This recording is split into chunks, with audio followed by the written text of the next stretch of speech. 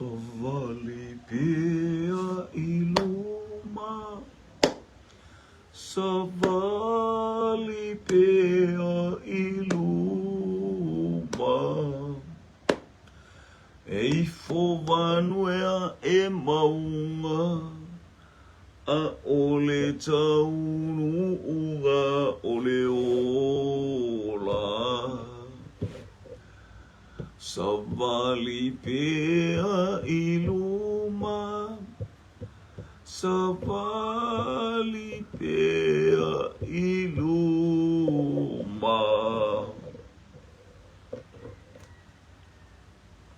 Fa'amoe moe atu, ole a e maua se fa'ai unga.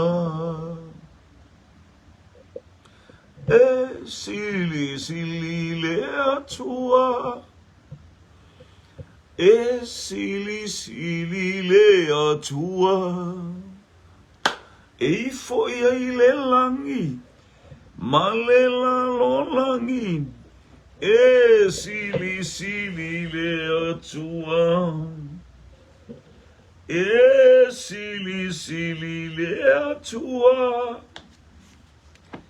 E sili sili le atua, e foi ai le langi, ma le lo langi, e sili sili le atua.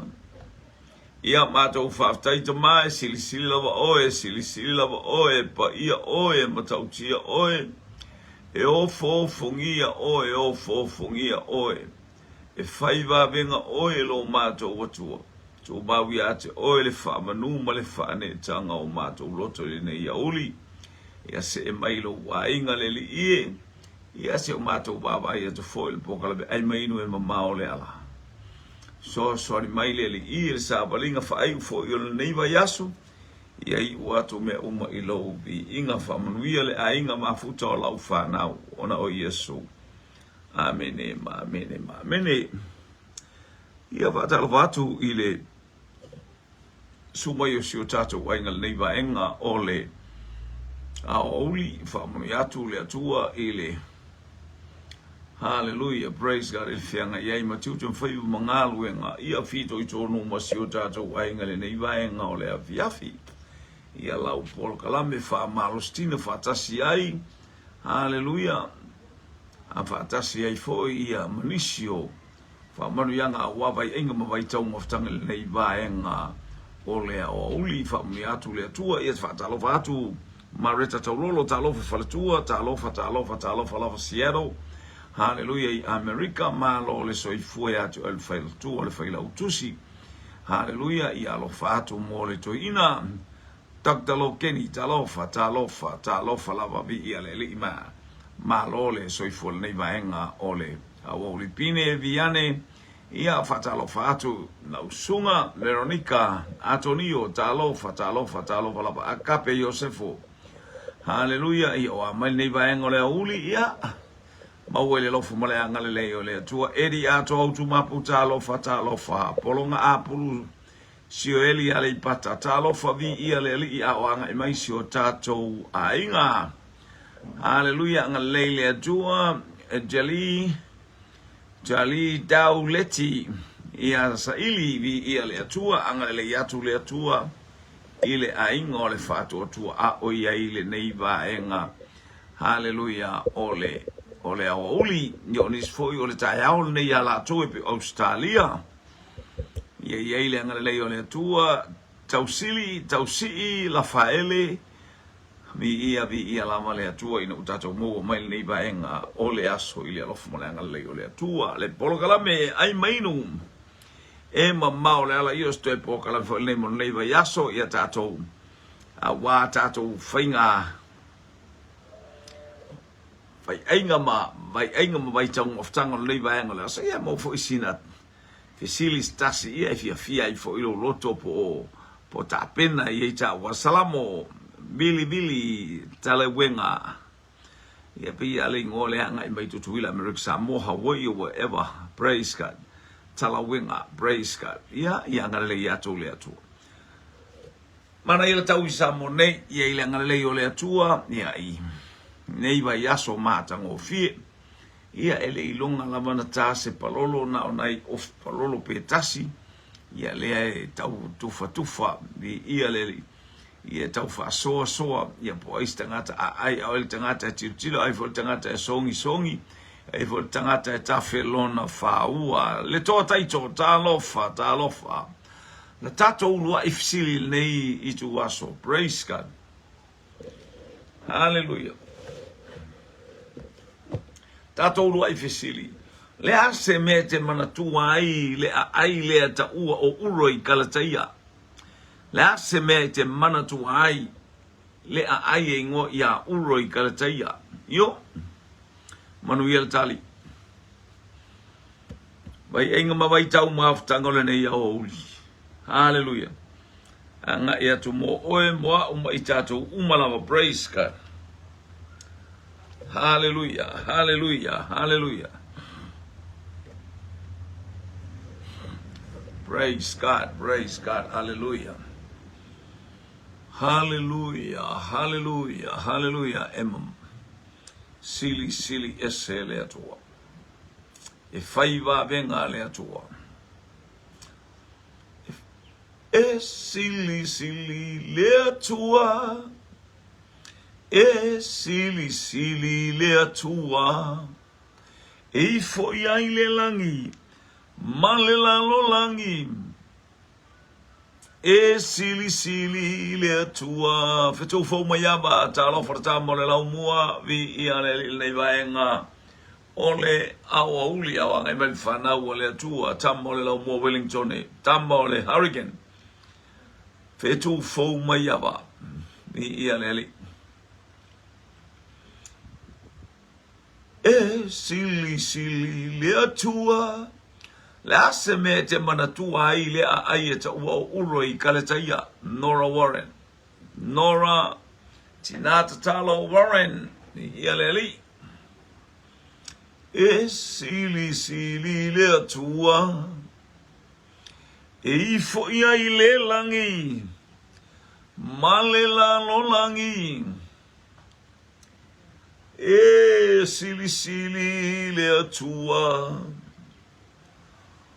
One mighty God we serve. Na wala wina I Abrahamo e tu ua lona ainga ai alu ile mea e fasino le atua ia te ia mai ia fitu fo mai yaba.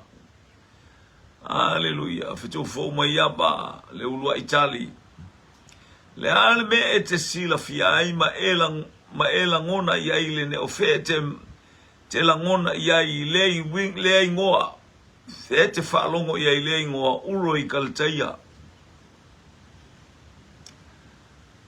Whaiumu whapito talofa. Hallelujah. E mata utia le atua tasil tatou tali. Mumie tatou tali se lima po se ono anga ilunga ala ititia tauna lima tali. Ia olefisili faiso ma olefisili e masani ai ia. Hallelujah. Ia e faia na ifanau. Praise God. Ia le fo ila u whaalongolongo fo ila salo tomaitele mpai fo ina misi mai lo tomaiti. Fea te maua mai ei le ingoa uro I kalataia. Le a se mea na tu poe o ai fuis tangata e no fuai o le a foi se mea. So as tu ai ngā tali, general, le fisili. Hallelujah, maua e oi le tali, praise God. Tasil tātou tali, na le tali mai aftu fou mai aba. Hallelujah, praise God. Ia le li le vaenga o le auli.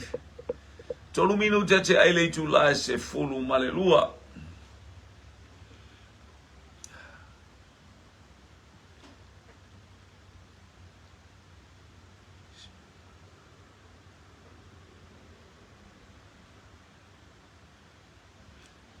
Talofa Sirla MJ, talofa.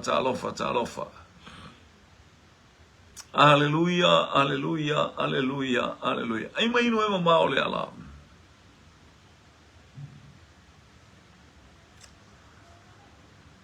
O te pese ile mata utia, ile mata utia. E o fofongia, e mata utia yo. O te pese le sia, maufanua. Hallelujah. Talofa, talofa, talofa. Leinoa uroi kaletaia o fea le ase mea na elangona pe te whaalongo so ai leinoa. Ia le ali i tasil tātou tali le ua iai.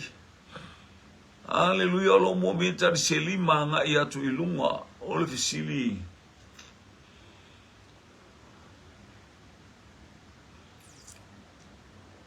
O istangata e aungata tae tali.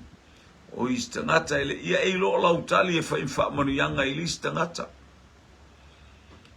O lo winga o oe whaima au e te manatu lo loa tali a ia e lo lauta. Praise God, praise God. Ia tau wa ai fo il pisi mo i leina. Hallelujah, Samoa. Hallelujah. Sale fao soala tua bao talofa. Sale fao soala tua bao. Ingoa le utu vai le hotu e tali mai ia le sunga ia aftu fo mai ava. Hallelujah, ole nu o Abrahamo. Ole nu o Abrahamo. Walua tali al tangata lea. Walua tali le uso au auna lea fetu fo mai ava. Tali mai ole nu o Abrahamo. Ale antali mo mai foi o ia ole nu na mala aule atua a o ia I Abrahamo malona tama talofa ilai Nehemia. Praise God. I tai Nehemia ia fa talofa to fo ile sa to mai tai ma sumai. Ia ma tatou mafuta nei vaenga o le aso malo le soifua le langi ia ma langi ai o mata talofa talofa talofa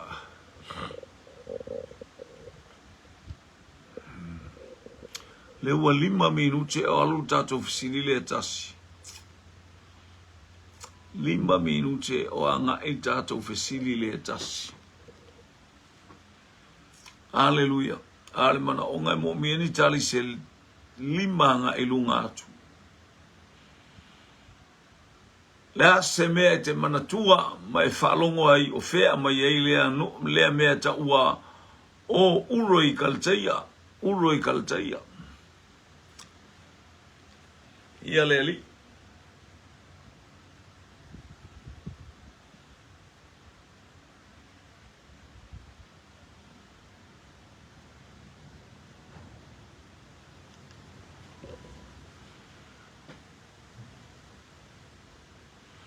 Ia o lea e whamanatu natu atu tātou fisili o lea foi whai tātou.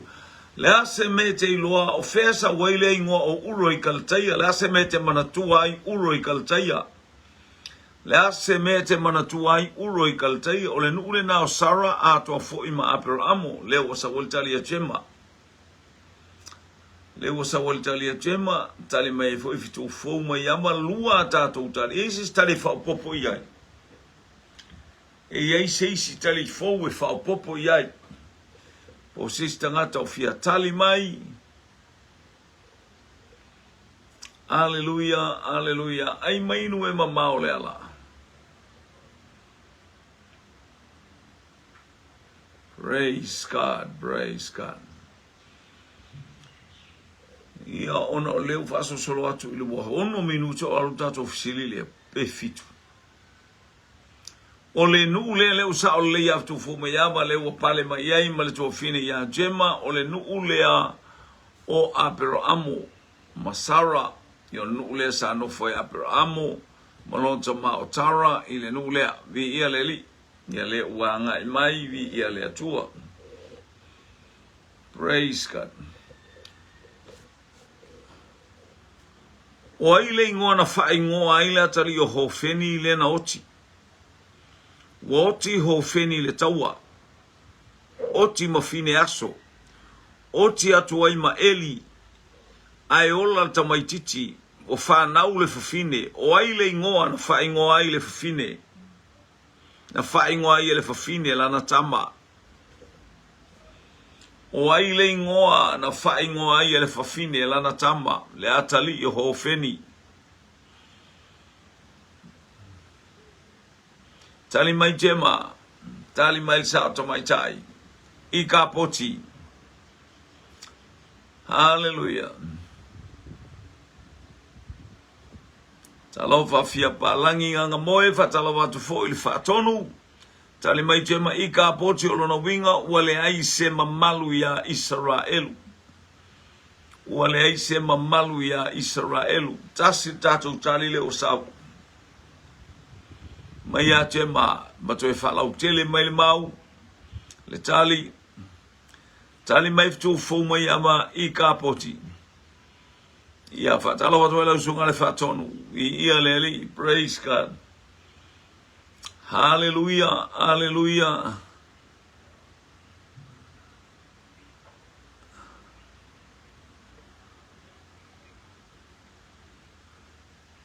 Talofa lina patolini lian muavao. Talofa. Fuea. So avele. Au vele lui. Talofa. Talofa.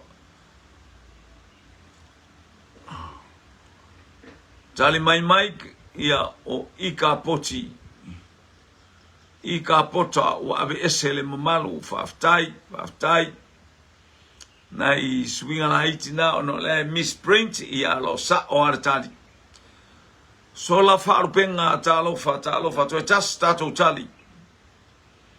O ai le ingoa o le atali I a ho feni Lena whana woti, fa mai tema mo mor Samuel mo tau pelua fa upelua sumala tasi.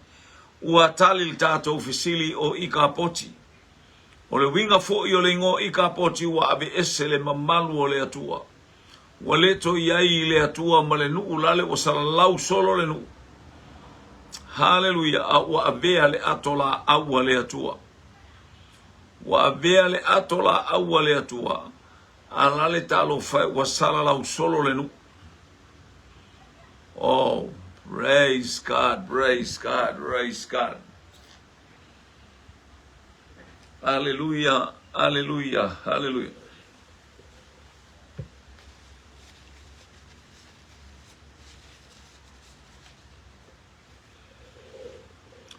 O ayo tabita masaulo na toe au maia le atola au Yerusalema. O ayo tupu ia to alua na au maia le atola au Yerusalema. O aina to e whaafoia mai le atola au le atua Yerusalema. Mawartale o tato vesili o ika poti o le wingo le ingo ika poti ualu ese le mamalu o le atua maia Israelu. Ia vi ia le li. Hallelujah.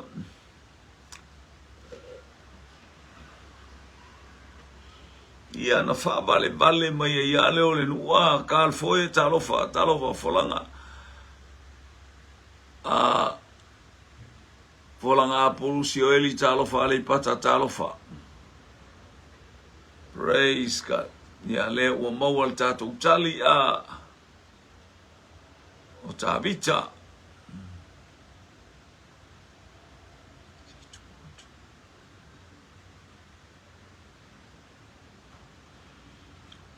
Hallelujah. Ia tali mai fa tu fo mai ava tabita. Tali mai o ai na vele atola au le atua matu I totonu. Hallelujah o Yerusalema. O Saulo po o tabita. Ia le tali mai ia fuea tabita. Tali mai fo ikar fo tabita.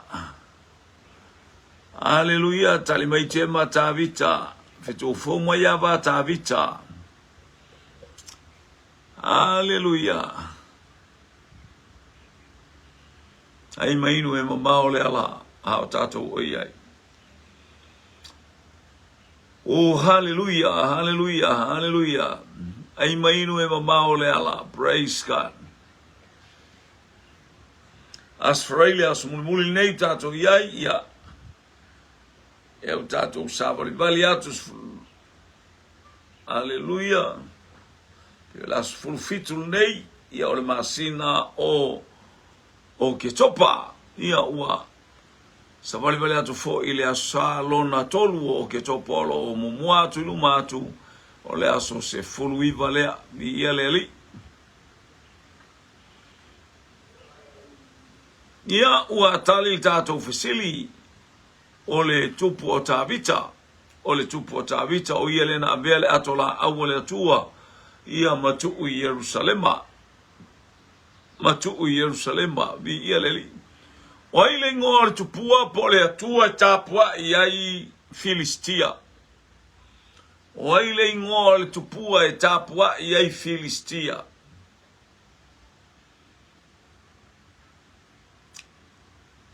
Hallelujah.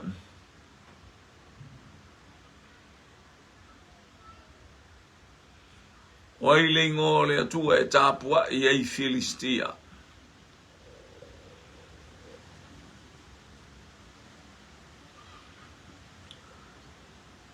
Tali mai tema o takono tato tali mua o solomai lunga on screen mai a tema le tene mai manukau o takono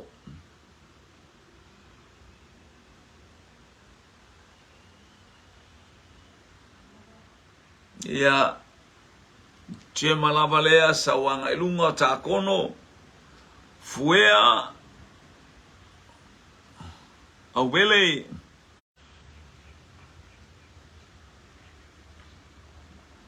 ana tongia talo faltene fai supo ia o lasta to supo nei auli ana tongia a saira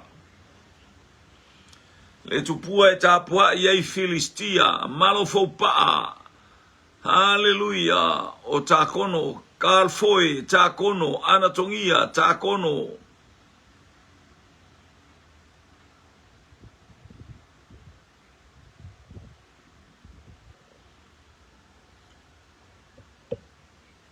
o manukau nga utawai masili ya sawa por kalame faima motu mai ya efaftai ya olewa esfoise swinga hallelujah talo fatu a Hawaii le ngai mai o la ngai Hawaii a ngai mi fa inga America Samoa hallelujah vi ia le atua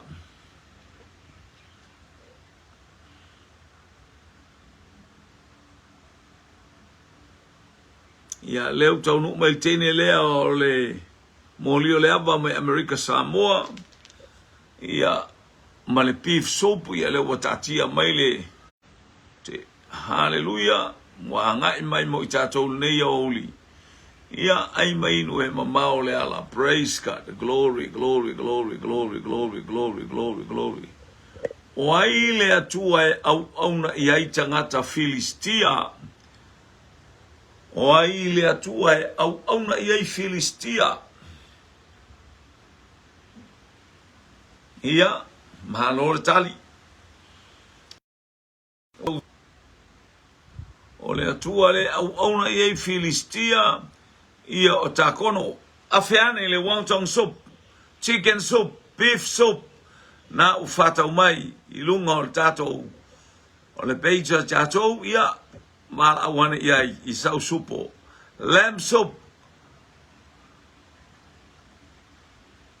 ia o lo tau whai atua leina o lo whale tonu mai tatou leina ia hallelujah Faftai tamale mai wanganui New Zealand hallelujah hallelujah ia malo ia malo fo pa faftai pa malo fo tamo wanganui praise God ia Olesia tato fesili praise God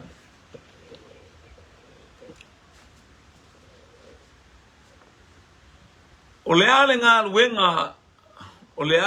luenga na mafuai o na whetaui Samuelu ma Saulo. Fea na alu iai Samuelu.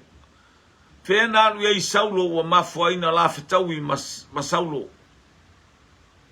Whaaftai teke sop, le wanga i mele teke sop, whaaftai. Fea na alu iai Saulo wa la fetau iai ma Samuelu. Le taimi mua fato a fetau iai Saulo ma Samuelu. O fea na alu iai wa la fetau iai.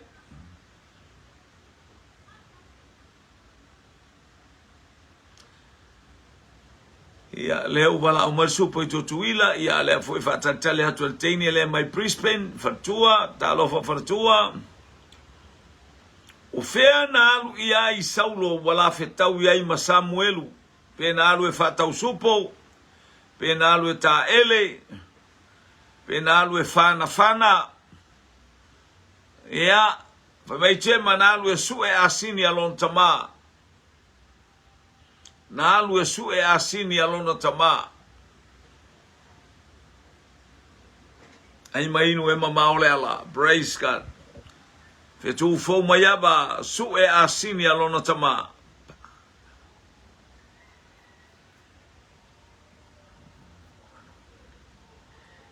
Hallelujah.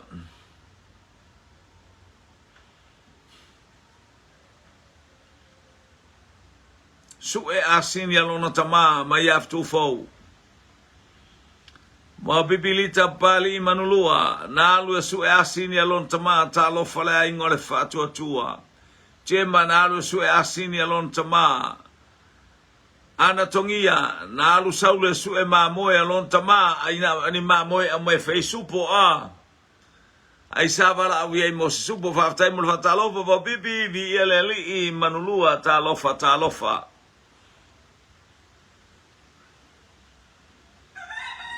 Malo faupa Hallelujah. Tama mai wanganui sa ili asini. Ia uatali le tato ufisili. Sa olele. Na alu siuso e sa ili mai asini alona tama. Pole ailo na loto. Fia maua.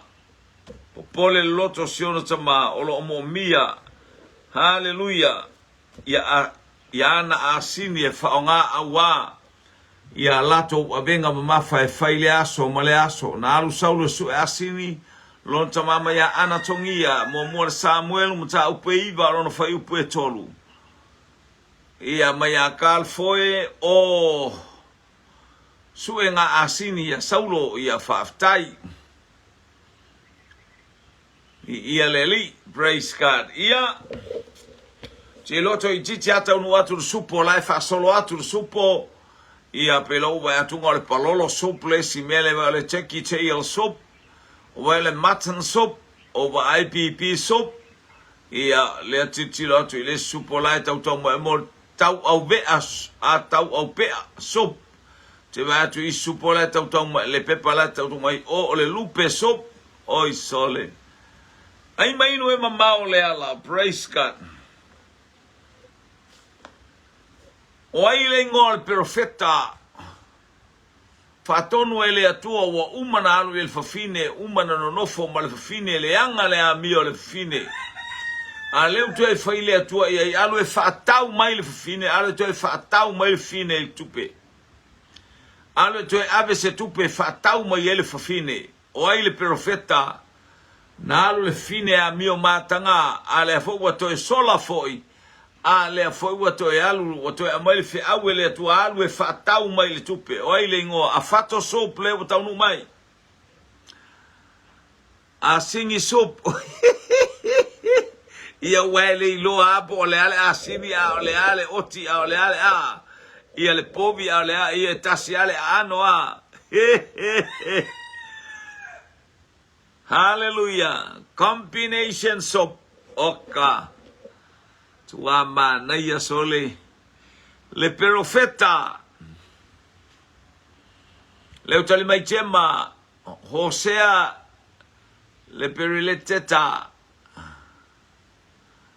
le profeta Hosea le profeta mai le atua alu to e fatau mai le fafine lea Haleluia. Fetu fo mayama. Tama le lau mua Hosea. Mau pipili tapali I manulua Hosea. Ana tongi al tintiti mai. Lauli le moli le aba Hosea. Jema profeta Hosea. Malo fo paa Hosea Susana Hosea.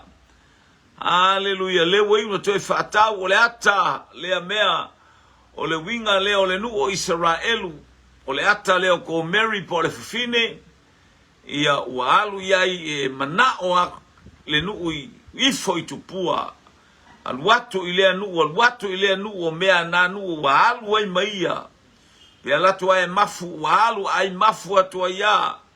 Haleluia. Lea na whaatonu e alu iai e no nofo ma le fine talitane. Fine whaitaanga ia lea ua no nofo ma Hosea. Leo toi whaatonu Hosea sau e alu e whaatau ma ilfa fine. Na alu leo Hosea o le ata o le atua whamangalo ia te itatou whamangalo ia Israelu. Lea lava ua uina whaatau e le atua. Ile tautele o le toto le tamai ma moe o Yesu ke lea na whaatau ai tupe ke riso. Ona o le momoli mainga o le tala lele e ola I mo o mai tātou Sam tani elu ma le tali Hosea. Tali mai foi ma Rita Crichton Hosea le profeta. Haleluia. Ia lea o ftau tonu ale umato Hosea aya ngai mai lo le tātou potato soup o le supo pateta ia esele mana io le fai supa al pateta le fai le ulu le pateta le malo le on site.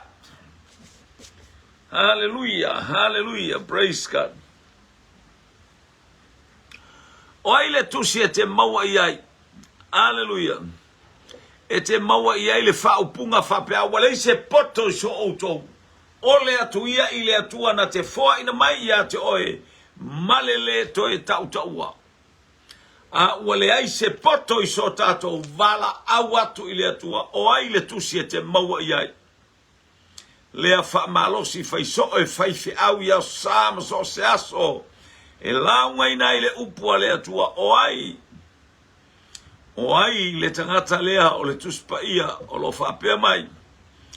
Hallelujah. Wale ai se poto I so auto ina ole atu ia I le atua. O na te fua ia te utou malele to e ta ua.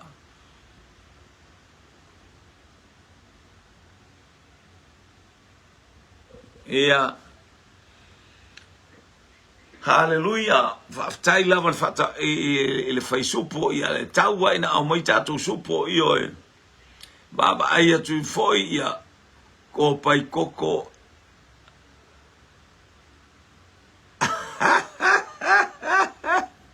Ia leo tali mai ana tongia.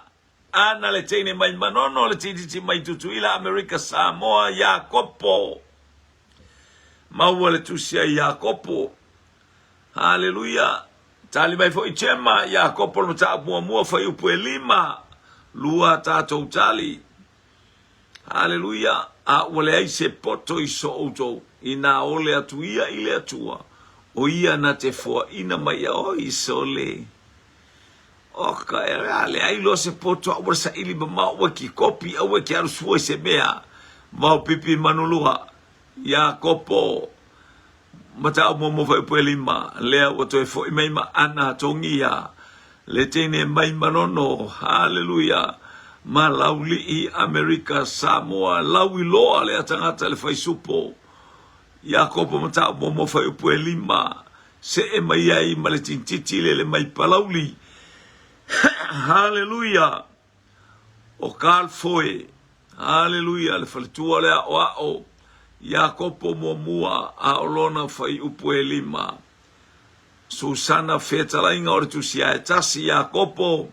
Tau mua fai mua o ile lima. Ia leli uatali le tatou fisili. Sa o le leile me o tatia ai le mau. A le ai se poto I so utou na o le atu ia ile li. O ia na te au mai ia te utou malele to e tau ua. tu se Yakopo na ta bobo fai pelima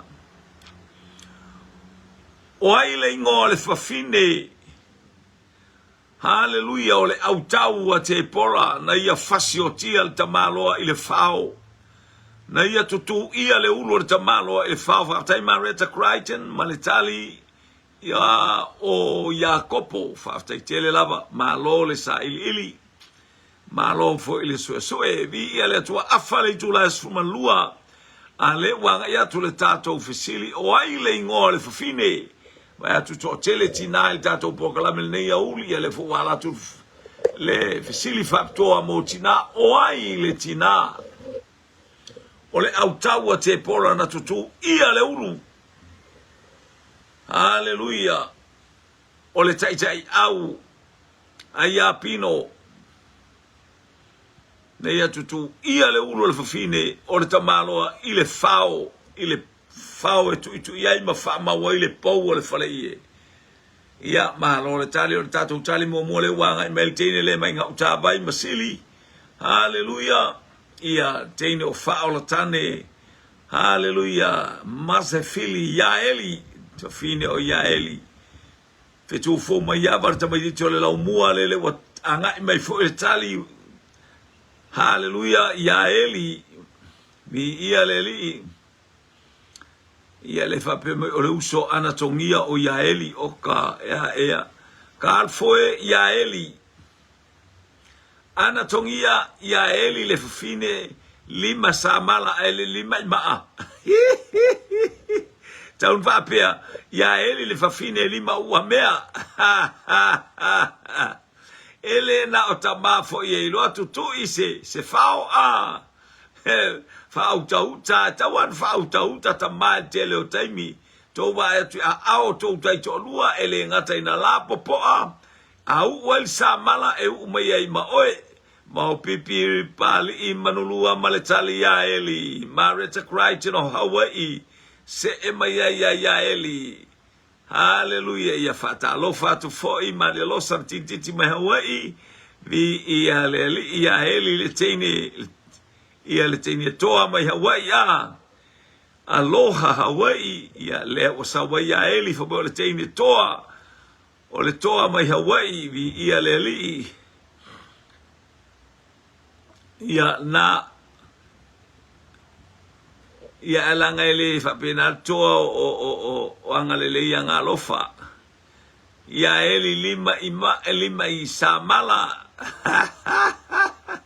fai te tama ia lena haleluia ia peia saratan yelu le mal ia limol fa fine lea Susana sunga le fa fen le fa le tu le fa au ya eli watali il dato ufisili se le mole tina te le fatu fa pea tama aila ele mafai e tina na tu i se fale ia le utato wa ai o lava le mani fina na tua ia le fao tu ia ile ia lo uloa le kele ai te lo na fao a faila ia ma le fao ia le fao unga ele pio ele tai se sel me la sa o al fai ai oka ai mai no e mamma o le ala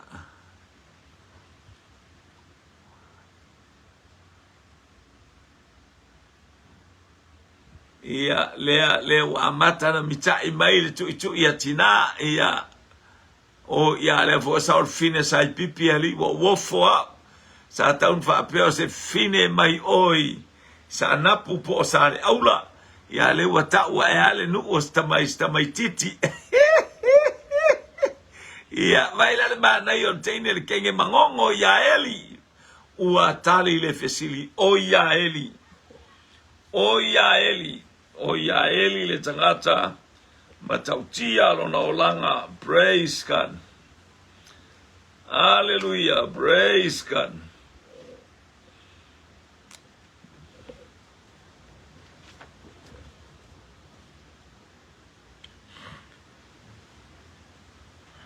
hallelujah Haleluya, haleluya, haleluya.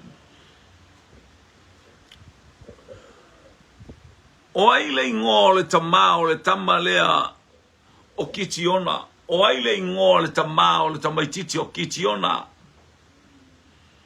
Le tama o le tama o kitiona le toa. Na ia fato ila loina mitiana matangata i sasai. Ina ua maua le maftanga vāvala lata male atua. Ke lo pe o le a le umalosi o le a le upoko le ale ke le omea. Aia fai le lata lata le lua maftanga male atua whapena ma kitiona. Ina ua vālata lata male atua. Ina ua whaalata lata i le atua. O ia uoi. Sau loa le atua e whaamanuia i ateia. O ai le ingoa o le tamao kitiona. Te mawhi. On sai mai fo le whaima motu atu al tato upolo kalame. I olo o. Whaftai te talo o le tato te talo.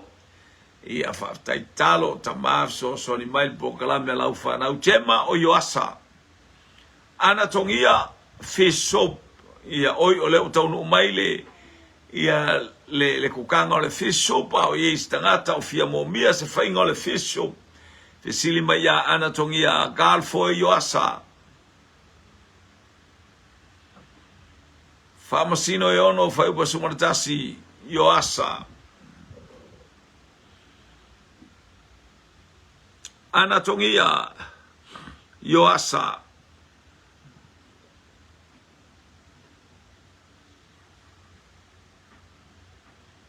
Susana fiatalainga yoasa le tama a o alai ula le tina le tama a o alai ula le tina ole